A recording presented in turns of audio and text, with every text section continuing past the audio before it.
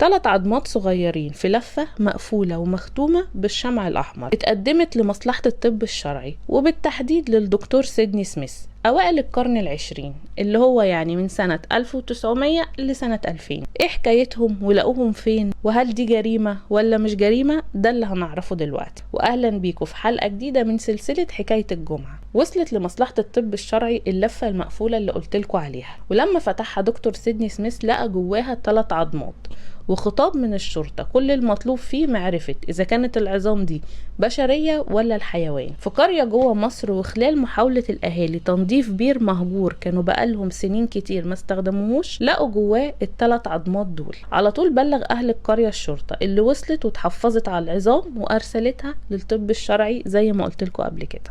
شك الشرطة ان العظام دي غالبا هتكون لحيوان، لان مفيش اي بلاغات عن اختفاء حد سواء كبير او صغير. وان كانت العظام دي عظام بشرية فمفيش اي دليل هيقدروا يوصلوا له، لان البير ما كانش فيه اي حاجة تانية، ولا هدوم ولا مثلا خصلة شعر ولا اي حاجة من خلالها يقدروا يوصلوا لهوية المقتول. فكانت قضية مقفولة شبه منتهية. وهنا بقى جه دور الطب الشرعي، وبالتحديد دكتور سيدني اللي عرفتكم عليه الفيديو اللي فات، وهسيب لكم اللينك في صندوق الوصف عشان اللي ما شافش الفيديو يشوف. بعد فحص ال3 عظام رد دكتور سميث على الشرطة بتقرير. اول حاجة ان العظام دي لسيدة شابة قصيرة القامة ونحيلة الجسم، بيتراوح عمرها من 23 ل 25 سنة، مر على وفاتها حوالي 3 شهور، وان الفتاة دي حملت مرة او اكتر. كمان ان رجليها الشمال اقصر من رجليها اليمين، وبالتالي مشيتها فيها عرج بسيط ناتج عن شلل الاطفال اللي اتصابت بيه من صغرها. ضاف كمان دكتور سميث في تقريره ان السيدة اتقتلت ببندقية محلية الصنع، ضرب عليها الرصاص من وضع افقي على بعد 3 ياردات.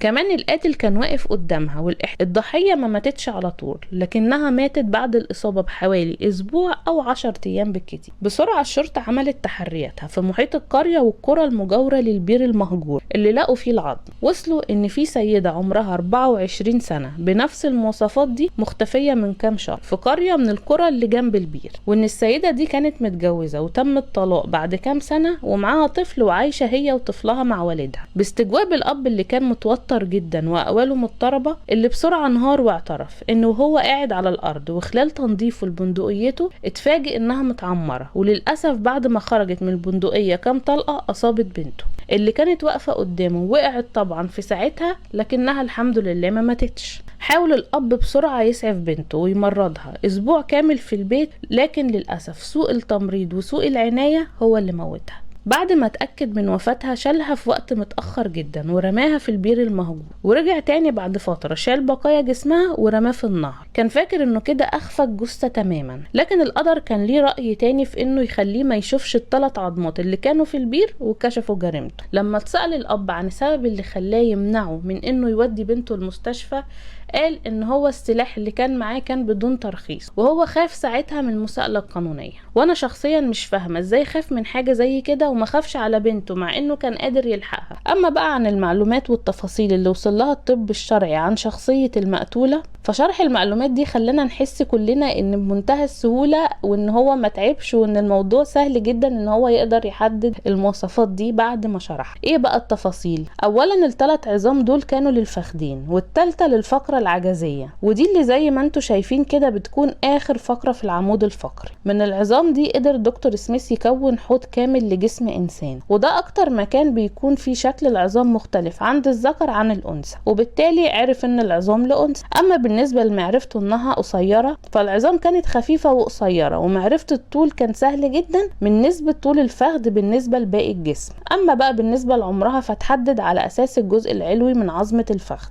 اللي بتكون عند كل انسان جزء من العظمة دي لسه ما اكتملتش التحامها الا عند سن من 22 لحوالي 25 سنة، والجزء ده في العظم اللي الشرطة لقيته كان خلاص على وشك الاكتمال. عشان كده قدر دكتور سميث يحدد العمر بمنتهى السهولة. اما بقى تاريخ الوفاة الوفاة فكان تحديده بدقة سهل جدا، وده عن طريق الجلد والعضلات. فوجود بقايا أنسجة ناعمة على العظام خلى الدكتور سميث يقدر يحدد تاريخ الوفاة بسهولة جدا.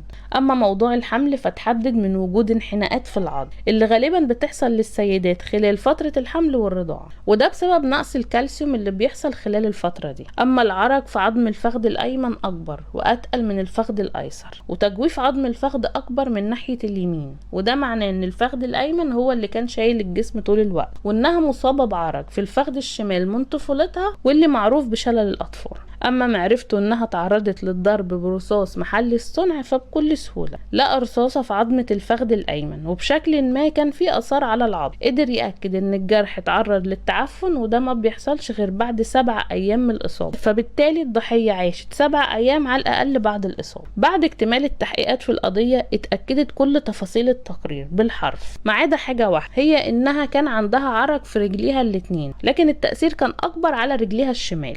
أما بقى لو وصلت لهنا فدي حاجة تفرحني جدا، فما تنساش اللايك والشير، وأهم حاجة الاشتراك في القناة، واشوفكم في الحكاية الجاية إن شاء الله.